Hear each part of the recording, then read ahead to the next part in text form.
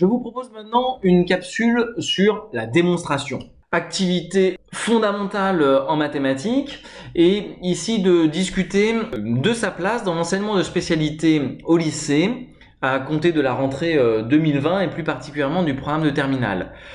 Il sera pour moi important ici de distinguer raisonnement et démonstration afin justement de réfléchir à un enseignement explicite de ces deux composantes et de pouvoir vraiment accompagner au mieux les élèves dans cet apprentissage difficile, on le sait. Le plan de ma capsule sera le suivant. Je vous propose d'abord un parcours du programme de l'enseignement de spécialité pour l'année de terminale et ensuite de souligner les lignes directrices des deux documents ressources raisonnement et démonstration proposés par EduSchool et qui aident à mon sens à penser l'organisation d'un enseignement explicite. Commençons d'abord par les programmes et celui de spécialité de terminale générale. Je vais reprendre l'ordre des pages et commenter les apparitions ou la logique donnée à la démonstration. D'abord, dans la trace écrite. Toujours un élément extrêmement important, mais pour l'activité mathématique, il souligne aussi la structuration des savoirs mathématiques avec la distinction et le statut des énoncés. Celle de conjecture, celle de définition, de propriété, admise ou démontrée, bien sûr leur démonstration, et les théorèmes. Deuxième mention, plutôt dans l'activité de l'enseignant, celle de trouver un équilibre entre les différents temps d'apprentissage.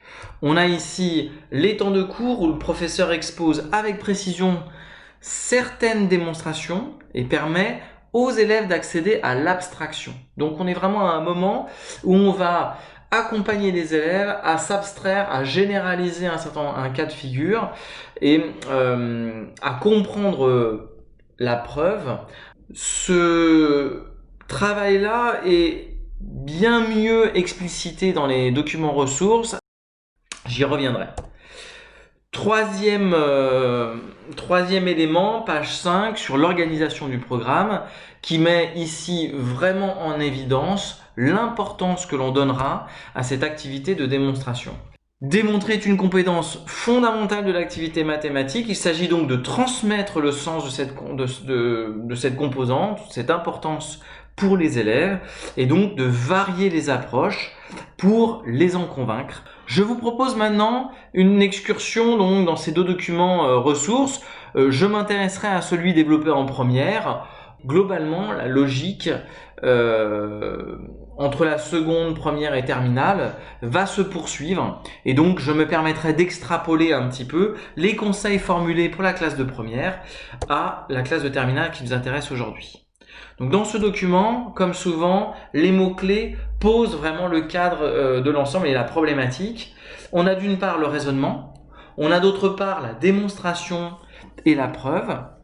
Quelque chose qui au niveau de la compétence mathématique va toucher au dialogue entre raisonner, chercher et communiquer. Donc on sent la complexité de cet apprentissage pour les élèves. Et donc forcément des réflexions peut-être sur nos capacités à différencier ce travail et le rôle, le sens que l'on va donner à la trace écrite. Son organisation bien sûr, mais la manière dont on va pouvoir pointer ce que les élèves là-dedans doivent retenir et la fonction qu'elle représente. Alors, quelque chose qui pour moi est essentiel, c'est vraiment cette distinction entre raisonnement et démonstration qui me semble être quelque chose que l'on explicite peu et pas assez pour nos élèves et qui crée une incompréhension sur l'activité et sur les attendus. Le raisonnement, c'est une forme de cheminement plus ou moins complexe.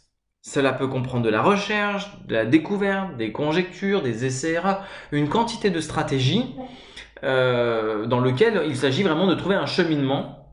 La démonstration, en parallèle, ou à un autre bout, est une forme de communication d'une preuve aboutie. Deux éléments ici.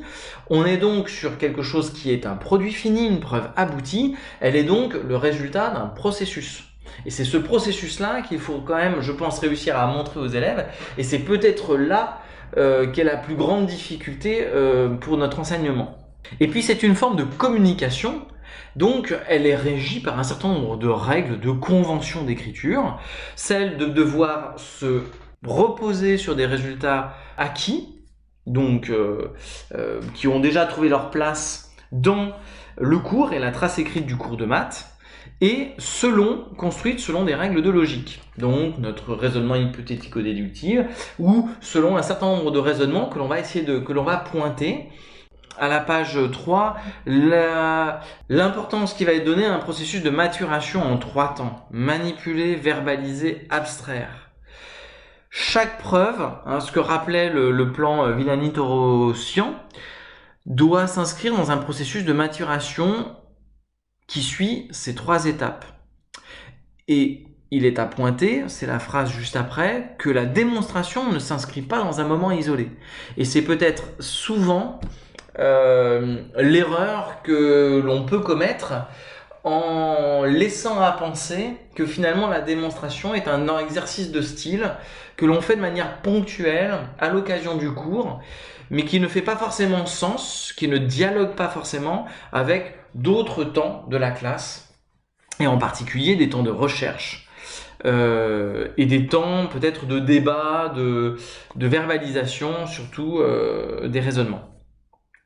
D'où l'importance de revenir sur ces temps d'apprentissage et de bien pointer que le travail sur la démonstration et le raisonnement qu'il sous-tend suit donc 3 étapes, des temps de manipulation, des temps de verbalisation, des temps d'abstraction fixés au moment du cours. Et pour terminer, on pourrait imaginer, avec la place que reprend la démonstration, de revoir apparaître par exemple nos fameux rocs. Rien ne le laisse penser, et le document ressources pointe plutôt le fait que c'est la compétence raisonnée qui très probablement va être justement évaluée.